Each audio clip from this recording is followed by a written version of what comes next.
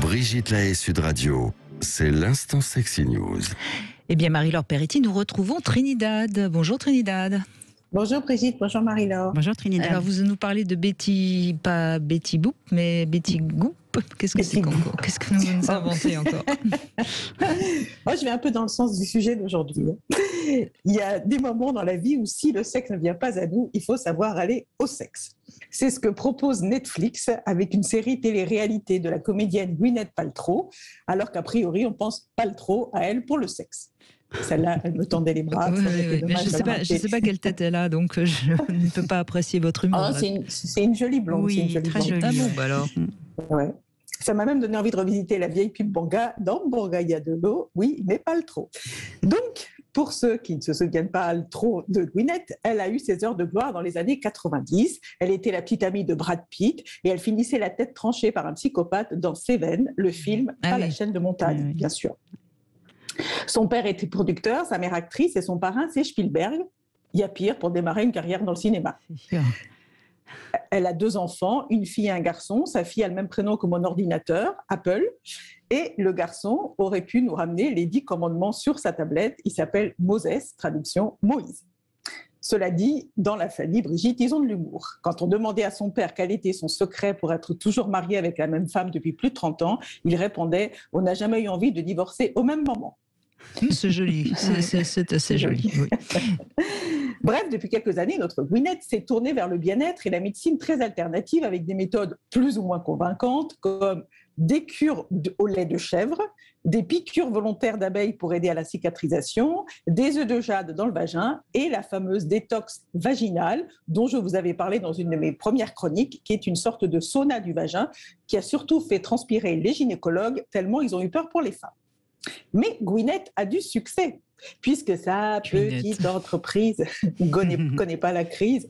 Et non, sa petite entreprise pèse quand même 250 millions de dollars. Et comme elle aime les noms chelous, elle l'a baptisé Goop.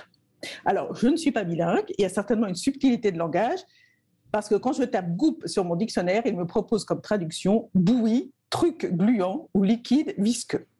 Voilà, comme nom de boîte. Il y a mieux. Ça doit être de la lubrification, tout ça, non? J'imagine. Eh bien, depuis le 21 octobre, donc la semaine dernière, notre Gwyneth revient avec une télé-réalité sur Netflix qui s'intitule Sex, Love and Goop. On se dit, qu'est-ce qu'elle va encore nous inventer? De boire du sperme à jeun, de faire des masques lubrifiants ou du rouge à lèvres avec des Tampax? Et là, surprise, on est plutôt dans Michel Sardou et mourir de plaisir. Car contrairement au titre, il n'y a rien de visqueux, c'est plutôt une plongée dans l'érotisme et la sensualité. J'ai appris des trucs, Brigitte, par exemple, j'ai appris que se faire caresser derrière les genoux, ça fait des sensations. J'ai essayé toute seule parce que j'avais plus d'hommes sous la main. C'est pas mal. Donc, je lance un appel. S'il y a des volontaires, je suis preneuse. Mais tous les creux, hein, le creux du coude aussi, ça marche bien. Hein. Oui, ça marche pas mal aussi, ouais. Alors, le but de ce programme, c'est quoi? C'est de prendre des vrais couples de tous les jours pour dire, voilà, il y a toujours un moment où pour tout le monde, on a la libido qui se met en berne, même pour Gwyneth, qui n'est pas une petite Gwyn, mais une actrice. Je le rappelle pour ceux qui prennent l'émission en cours. Et donc, notre libido nous dit, mes chers amants, je pars, je vous aime, mais je pars. Vous n'aurez pas d'orgasme ce soir. Pourquoi? Varou. Soit parce qu'on se laisse déborder par le quotidien, soit parce que l'autre est trop entreprenant et qu'on ne sait pas lui dire moi je préférerais que tu me fasses ça, parce qu'on ne sait même pas ce qu'on aime vu qu'on n'a pas reçu une éducation sexuelle assez complète et qu'on ne sait pas où trouver des infos, parce que dans le pays de Gwyneth, Brigitte, ils ne captent pas Sud Radio ni votre émission. Soit parce que les femmes deviennent mères et, comme l'explique très bien cette femme, quand on devient mère, le mari devient un enfant de plus à gérer.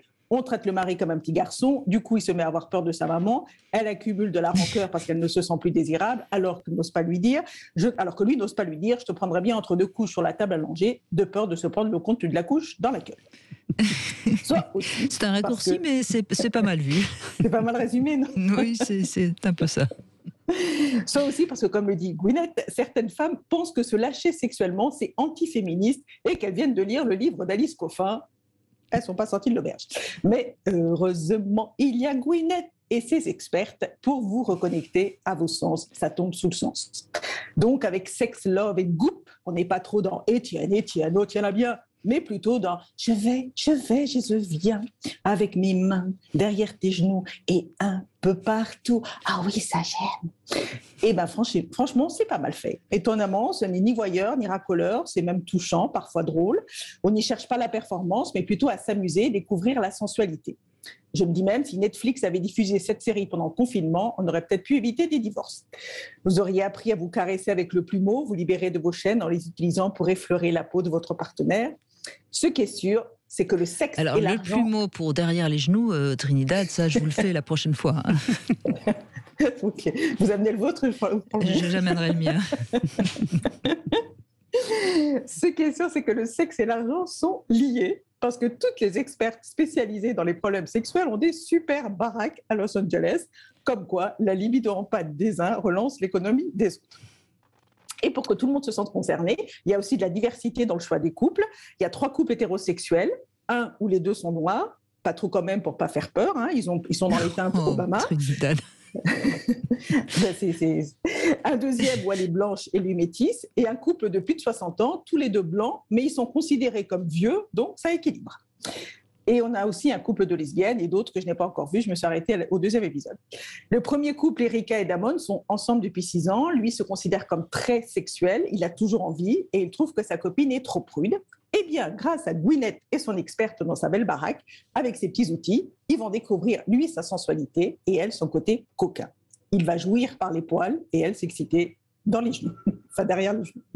Félicitas, la mère débordée, va voir que derrière son petit garçon de 40 ans qui s'appelle Rama se cache toujours un dieu du sexe, les copines lesbiennes qui a plein de moyens de se faire du bien avec les mains. Bref, on se sent à nouveau sexy avec l'envie de chanter « I wanna be loved by you, just you, and nobody else than you. I wanna be loved by you, ba-diddly-diddly-diddly-doom, be-betty-goop. » Oui, Voilà, enfin, Marilyn Monroe, Trinidad, vous faites mieux Brassens. Hein. J'ai plus de formation. Oui, vous êtes peu crédible en Marilyn Monroe. Hein. Là, bon, bah écoutez, ça donnait presque envie d'aller la voir, cette série sur Netflix. Ouais, c'est pas mal, franchement. Oui, bah, écoutez, vous nous l'avez bien vendu, en tout cas. Merci en tout cas, Trinidad. Merci beaucoup. À vous.